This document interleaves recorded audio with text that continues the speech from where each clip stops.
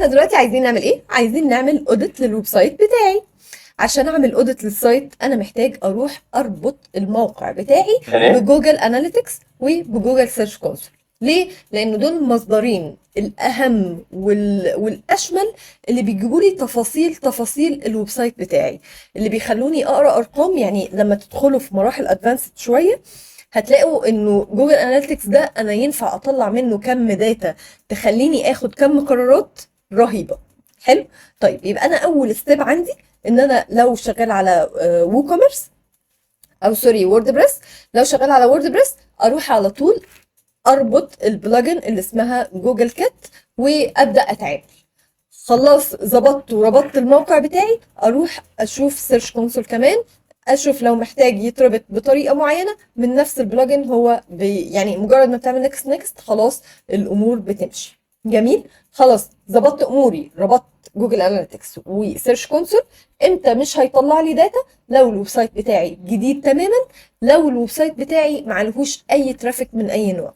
في الحاله دي مش هتلاقي اصلا داتا هو عارف يقراها، فبالتالي هو مش عارف يفيدك. لكن لو السايت قائم بالفعل استنى عليه ساعتين 3 ماكسيمم يومين 3، هتلاقيه بيكولكت الداتا من كل حته وبيبدا يطلع لك الريبورتس اللي انت محتاجها. يبقى ده رقم واحد، جوجل سيرش كونسول وجوجل اناليتكس دول ادوات قياس للموقع بتاعي انا. طيب انا عايز ابص على نفسي اكتر او على منافسيني، اروح للاس او اوبتيمر. هذا السايت يبدأ يشوفني او يشوف المنافسين او يشوف اي حد. تعالى كده ندخل اي سايت، تعالى ندخل زاد برضو، كان هو ده. يس. طيب دلوقتي انا ماليش اي اكسس على موقع زاد، لكن قلت له اعمل لي اوديت للسايت ده.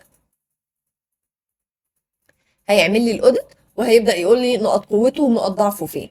طيب هعتبر انه زاد ده الويب سايت بتاعي، الناس جميلة جدا شغالين اون بيج زي الفل، ما عندهمش اي باك لينكس، يعني كأنه جدار حماية ما بين الويب وما بين العوامل الخارجية اللي ممكن تهاك الويب سايت. فالفاير وول يعني كده اضمن ان السايت بتاعي سكيور انف. هو هنا اس او اوبتيمر بيديك 2 ويب سايت فور فري، بعد كده لازم تدفع عشان تعدي. وبعدين بيبدأ بقى يقول لي ان انتي اون بيج قد ايه، الباك لينكس بتاعتك واخده فيها رانك قد ايه. بيبدأ يطلع لي كل المشاكل اللي عندي سواء مشاكل تكنيكال او اون بيج. التكنيكال باخد الريبورت بعمله داونلود على طول، داونلود از بي دي اف، وابعته لصديقنا الديفلوبر. والجزء الثاني اللي ليه علاقه بشغلي ببدأ انا اشتغل عليه. طيب هنا حاجات اقف عليها ايه؟ ان الدومين سترينث، قوة الدومين عندي 3، قوة الصفحة 1. فده يقول لي ان انا ما عنديش اي باك لينكس، انا محتاجة سبورت الموقع ده بشوية باك لينكس كويسين. ده رقم 1، وده اهو الدليل انه انا فعلا في 9 باك لينك بس هما اللي بيبعتوا اشارات ليا. فده مش كفاية انه جوجل يبدأ يثق فيا. هنا بيقول لك الباك لينكس دي بتبقى جايه لك منين، وجايه لك على اي كيورد مكتوبه هناك، وجايه لك على اي صفحه، والكلام ده كله. ده جزء بيبقى ريليتد اكتر بجزء التكنيكال. لو في اي مشاكل بيبدا يكتبها لك، لو مفيش خلاص بتلاقيه بس بيعرفك المكونات الاكواد في الموقع عندك عامله ازاي. وهنا بقى بيبدا برضو لو في اي حاجه عليها علامه الاكس وانت شايف ان يعني مثلا ده جزء ريليتد بالدومين، فالسطر ده هتروح بيه للتكنيكال سبورت بتاع سله، او هتروح بيه للديفلوبر اللي عامل لك الويب سايت، وتبدا تقول له انا عايز اعرف ايه اللي محتاج يتحط هنا از ريكورد في الدومين بتاعك. وهكذا هنبدا نفولو كل التفاصيل اللي مكتوبه في الريبورت ده. يبقى ده اول مكان بعرف منه تفاصيل عن موقعي وعن مواقع المنافسين فور فري. ده رقم 1. رقم 2، عندي حاجة اسمها سيميلار ويب. ايه سيميلار ويب؟ بيجيب لي الموقع بتاعي والمواقع المشابهة. مواقع المنافسة أو مشابهة ليه. المشابهة. طيب المواقع المشابهة الاول بيبدا يديني انترو كده عن شركتي وانا مين وبعمل ايه، ترتيبي في وسط العالم وفي وسط البلد اللي انا فيها. بيبدا يقول لي شويه انديكيتورز كده بسيطه، ما بتبقاش بعيده قوي بس برضو مش قريبه قوي من حقيقه، فانا مش باخدها كرقم حقيقي، انا باخده كرقم ريفرنس للمواقع اللي ماليش اكسس عليها. وبعدين بيبدأ يقول لي السيميلر، المشابه، المواقع المشابهة ليك هي كذا وكذا وكذا. لو عايز تدخل تذاكر كل واحد فيهم يبدأ يديك شوية أرقام تعتمدها عشان تفهم الصناعة بتاعتك ماشية ازاي بشكل عام. هنا بيقول لي أنا البلاد المتواجد فيها أو اللي بيجي لي منها زيارات، وتحت لو عندي كم داتا أكبر بيبدأ يديني بيانات أكتر عن العملاء اللي بيزوروا الموقع بتاعي. يبقى ده تاني مصدر ينفع استخدمه على نفسي واستخدمه على المنافس بتاعي. تالت ده مصدر، الأهم. ده مصدر مدفوع تماما. سيمرش لو اخدت الاسبوع الفري وبعد كده بدأت تتعامل بالجزء الفري اللي مفتوح لك هيبقى زي الفل. اول مرة هو مش، او لو مش عامل اي اكونت مش بيديك الفول اكسس على اي حاجة. لما بتعمل اي اشتراك حتى لو الاشتراك الفري بعد ما بينتهي بيبدأ يفتح لك بعض الحاجات اللي شوية بتحرك. جميل. بس فأنا من هنا هبدأ أروح بقى على الدومين اوفر فيو وأشوف منافسيني، هبدأ أروح على الكيورد اوفر فيو وأشوف منافسيني، وهكذا.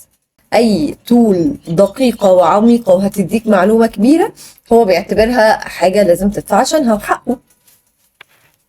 طيب فانا من هنا بس باخد فكره كده عن الدومين اوفر فيو، باخد فكره من الكيورد اوفر فيو، باخد فكره عامه عن الويب سايت بتاعي او مواقع المنافسين. دي تالت تول.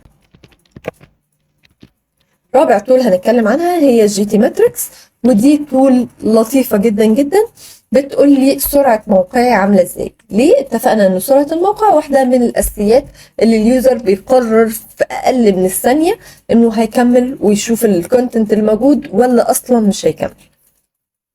فانا ببقى محتاجه اتاكد هل انا عندي مشكله ولا لا. مجرد ما حطيت الويب سايت وقلت له انالايز فهيبدا يعمل لي الاناليسيز الكفايه وهيديني التقرير حالا. عمل الريبورت بتاعه وبدأ يقول لي انت البرفورمانس بتاعك 39%. الاستراكشر بتاع الويب سايت حلو جميل 75%. عندنا هنا برضو كالعادة بقت تول مدفوعة منها أجزاء كتير. لا والله هو عايزنا بس نعمل فري اكاونت. عندي تول تانية اسمها جوجل سبيد. جوجل سبيد تست، بس هي دي بيج سبيد. باخد اللينك زي مثلا هاخد ده